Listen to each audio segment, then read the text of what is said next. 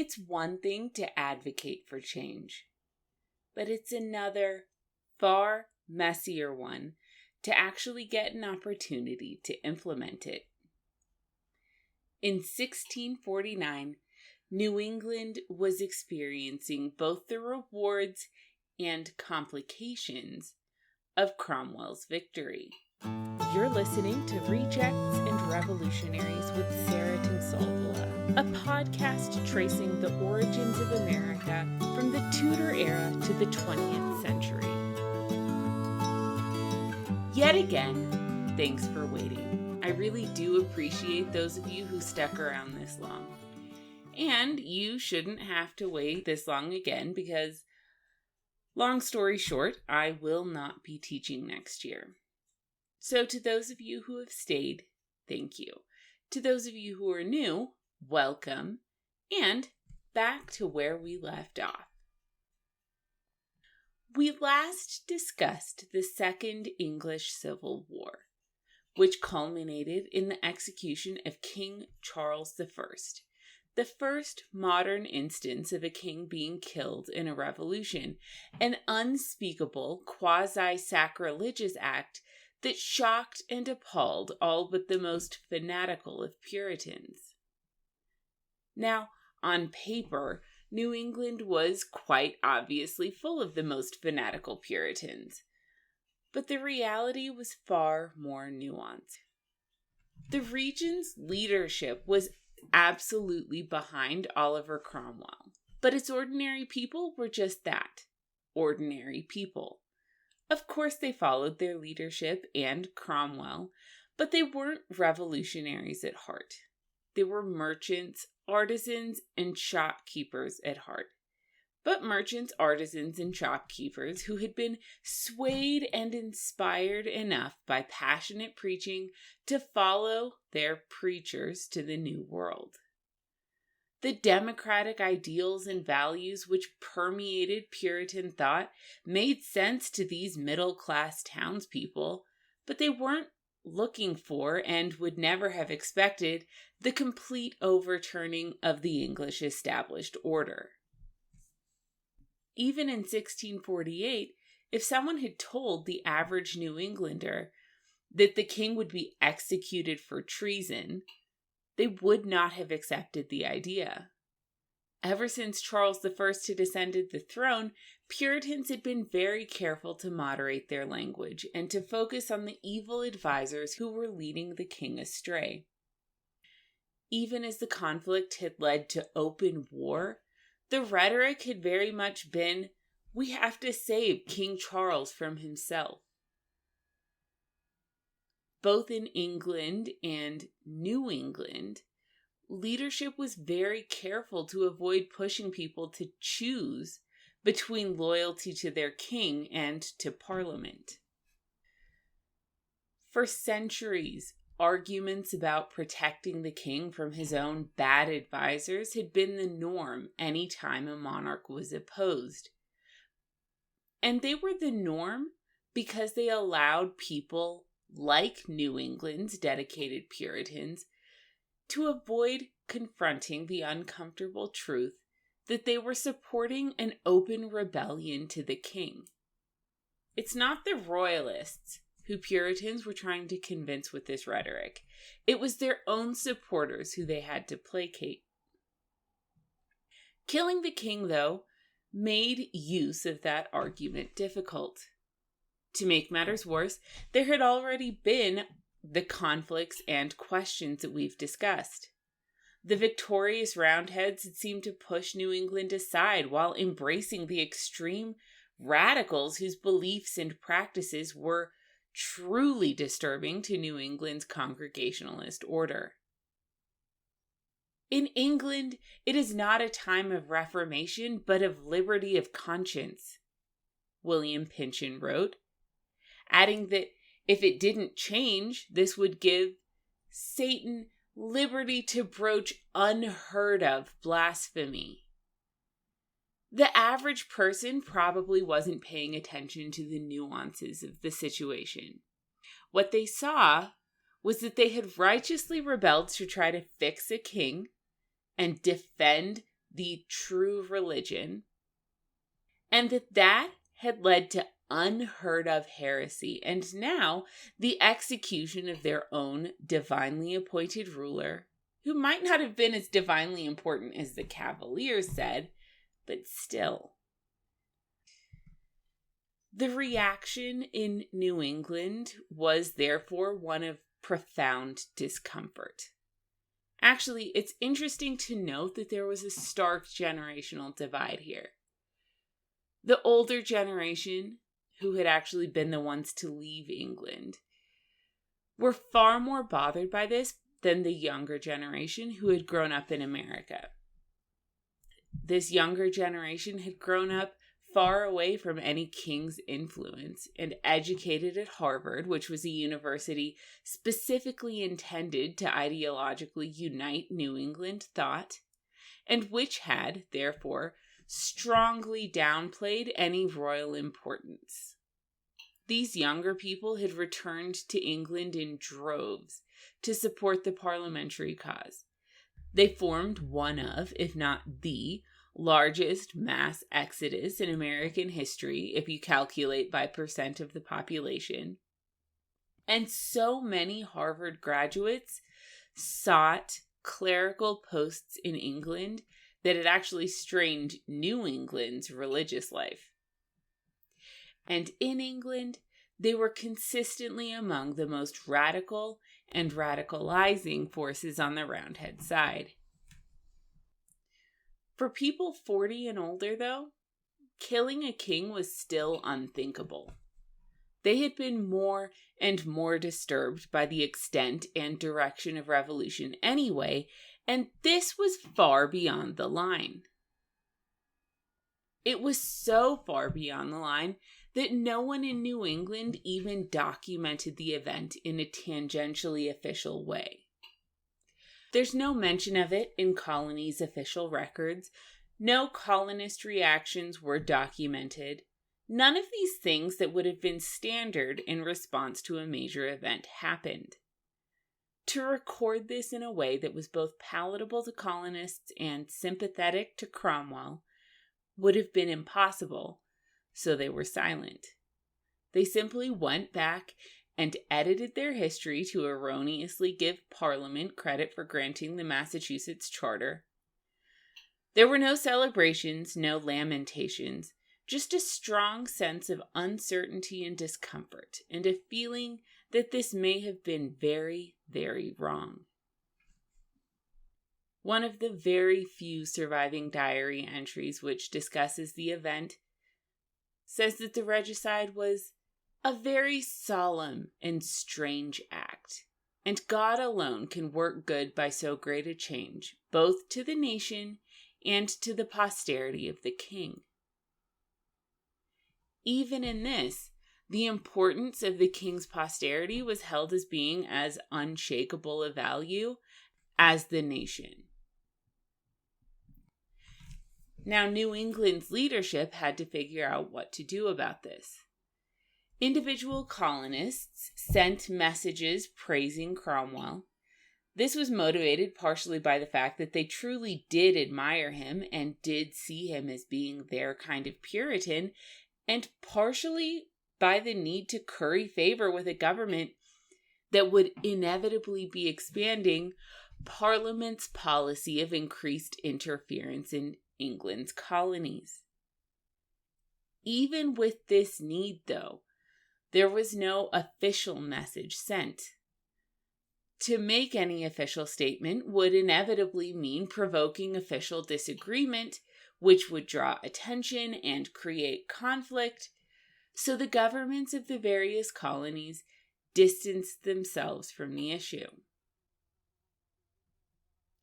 Meanwhile, John Cotton and other ministers worked to help people accept the act, encouraging their congregations to trust it as God's will and to put their hope in Cromwell and the good that he would bring. This wasn't our fault. It was just something that happened.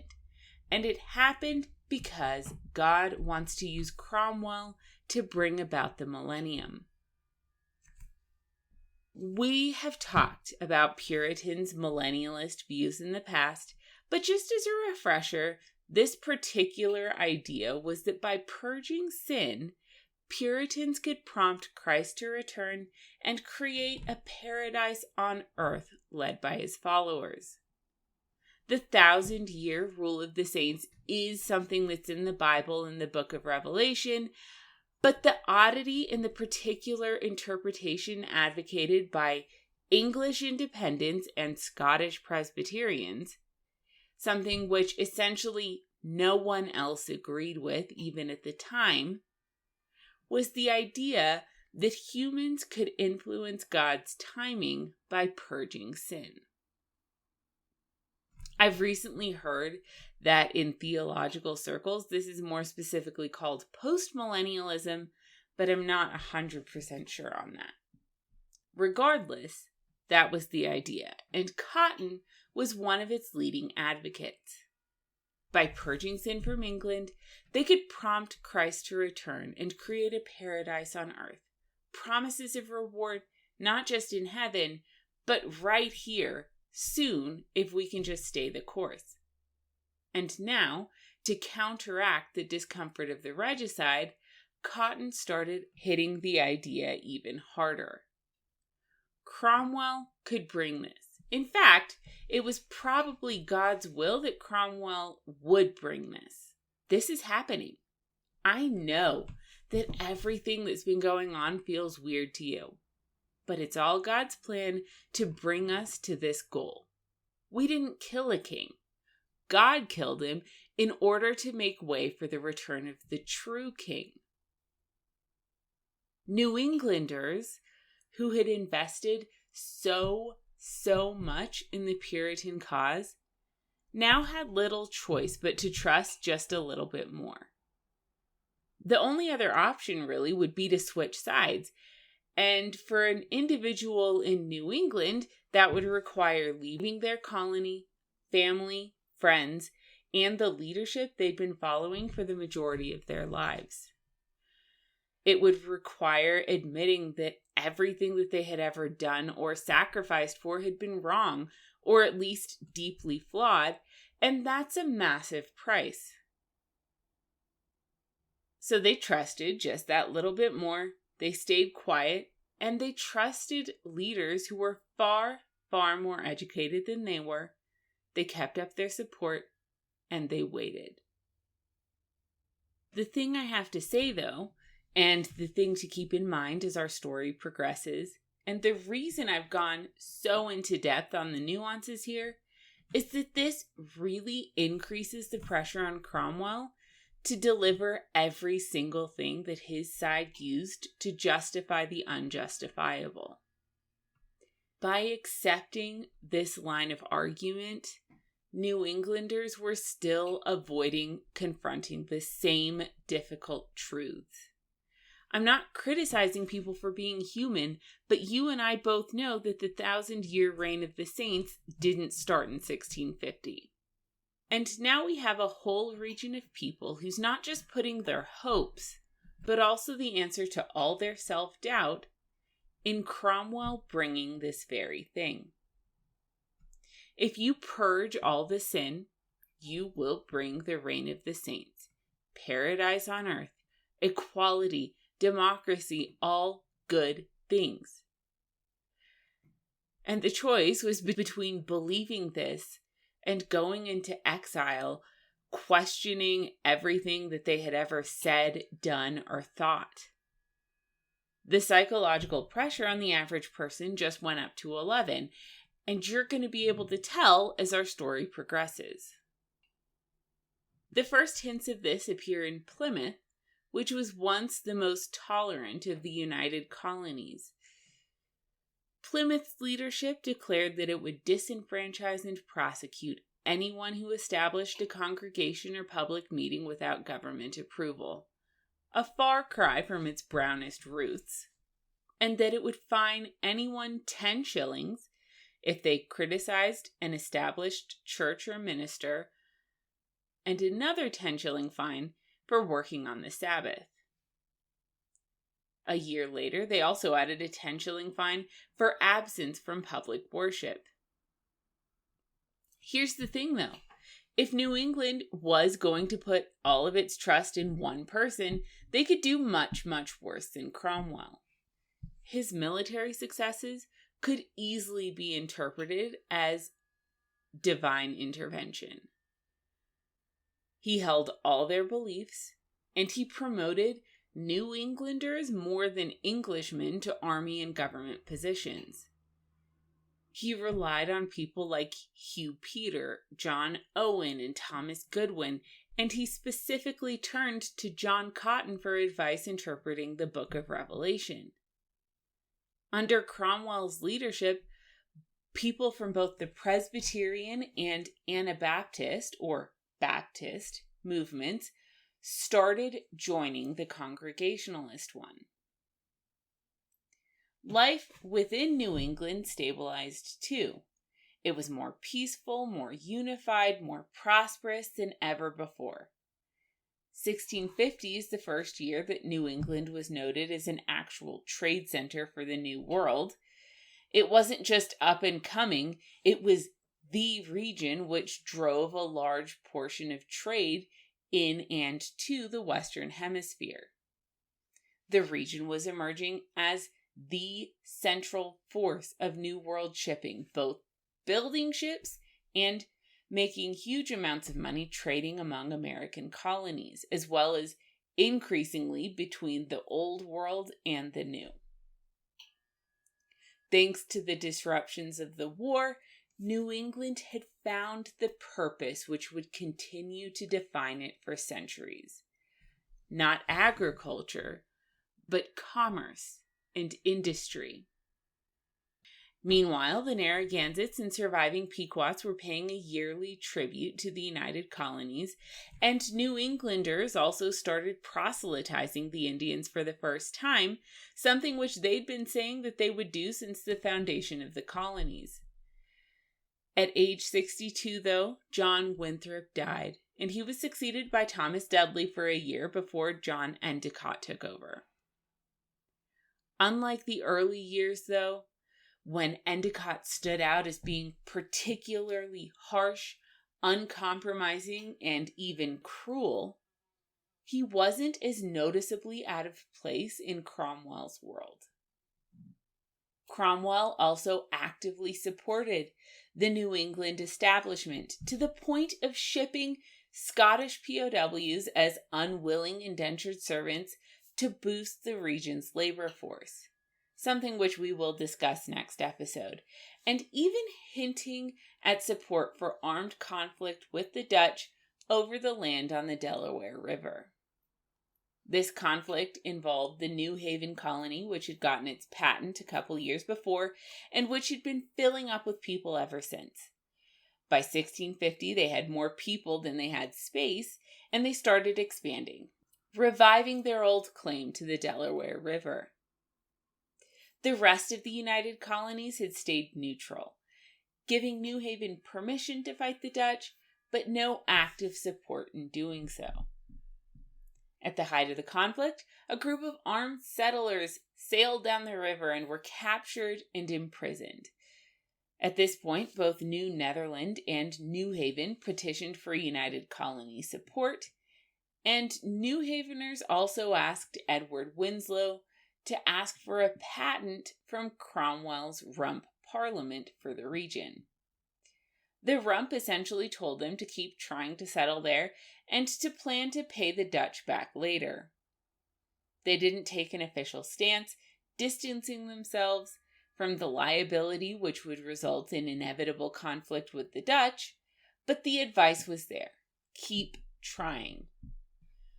The Dutch governor, Peter Stuyvesant, point blank refused to allow Dutch settlement within New Netherlands borders. And in response, New England refused to allow the Dutch to trade with the Indians in its borders. In response to this, New Netherland declared that it wouldn't return fugitives who had fled from New Haven, meaning that it would be a refuge for any English prisoners, debtors, and indentured servants who were willing to take an oath of allegiance to the Dutch government. And it was these outcasts who would form the first major group of Englishmen in the future New York. In contrast to New England's rising status, Rhode Island's fortunes changed for the worse with Cromwell's rise. Roger Williams and Rhode Island were politically pushed aside in favor of John Coddington, who, with the help of Hugh Peter, now got control of Rhode Island against the opposition of both Williams and Edward Winslow, who was arguing on behalf of Plymouth. He was given a separate patent, made governor for life, and given the power to select his successor. This effectively split what's now Rhode Island and what had previously been a united colony in two: Coddington's Rhode Island and Williams' Providence plantations. They were two colonies run by dramatically different factions, with Coddington's being more affluent, more acceptable to the united colonies, and now better connected in England too. The Williams faction was at a distinct risk of being pushed out entirely. So when Coddington returned with his new patent, Williams sold out all of his trading businesses so that he, William Dyer, and John Clark could afford to go back to England to try to get a separate charter to reunite the colony. He left Benedict Arnold in charge, and he went to visit his old friend Henry Vane, who immediately started working to undo the Coddington Grant. Meanwhile, Coddington recruited Winslow, Stephen Hopkins, and John Fenwick, along with Fenwick's brother-in-law, Arthur Hazelrig, to try to prevent Williams from succeeding.